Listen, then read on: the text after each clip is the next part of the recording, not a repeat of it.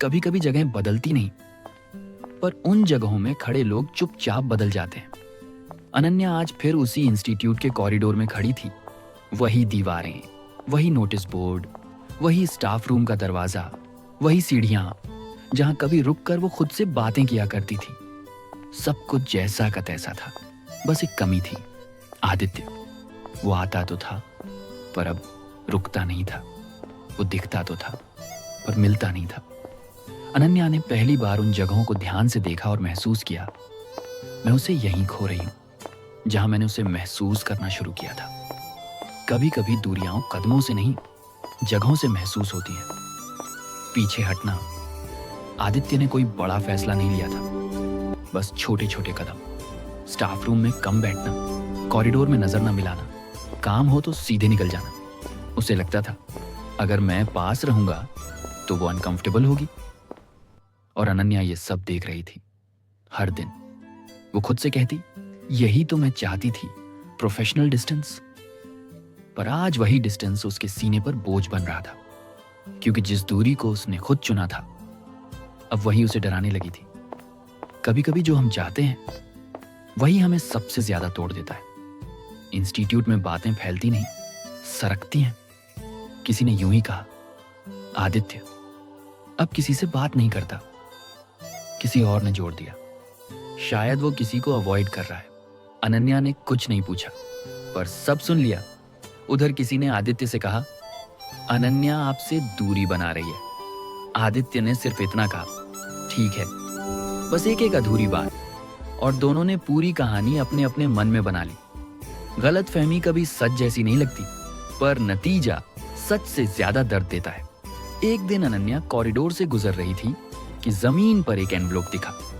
उसने झुक कर उठाया, नाम पढ़ा, आदित्य। हाथ हल्का सा कांप गया, एनवलप खुल गया। Resignation letter. लाइनें ज्यादा नहीं थी, पर आंखें भरने के लिए काफी थी।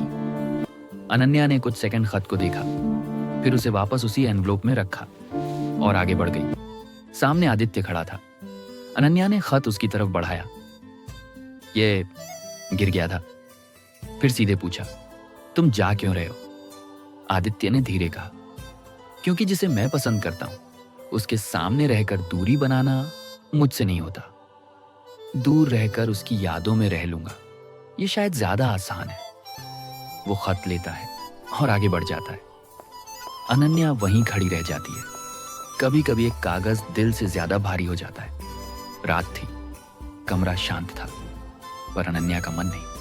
उसके दिमाग में बार बार एक ही लाइन गूंज रही थी, दूर रहकर यादों में रह लूंगा। उसने फोन उठाया, फिर रख दिया। खुद से बोली, मैं सही हूं, मैं उससे बड़ी हूं, फैमिली कभी नहीं मानेगी। पर दिल बस एक सवाल पूछ रहा था, अगर वो चला गया तो? अगले दिन इंस्टीट्यूट वहीं था, सब कुछ नॉर्मल, बस आदित्य नहीं था। पूरे दिन अनन्या का कहीं मन नहीं लगा। शाम को गेट के पास वो खड़ी थी और तभी आदित्य दिख गया, जाने की तैयारी में। इस बार अनन्या ने खुद को रोका नहीं, आवाज दी, आदित्य। आदित्य रुका। अनन्या ने कांपती आवाज में कहा, मैं दूर इसलिए नहीं थी कि मुझे फर्क नहीं पड़ता। एक पल रुकी, फिर साफ बोली, मैं दूर थी क्योंकि मुझे बहुत ज्यादा फर्क पड़ने लगा था। धीरे से जोड़ा, मैं तुमसे 2 साल बड़ी हूं, शायद हम साथ पॉसिबल नहीं। आदित्य हल्का सा मुस्कुराया और बोला, राधा रानी भी हमारे कान्हा से बड़ी थी। प्यार उम्र नहीं देखता, बस इंसान देखता है। अनन्या की आंखें भर आईं। वो एक कदम आगे बढ़ी और आदित्य से लिपट गई।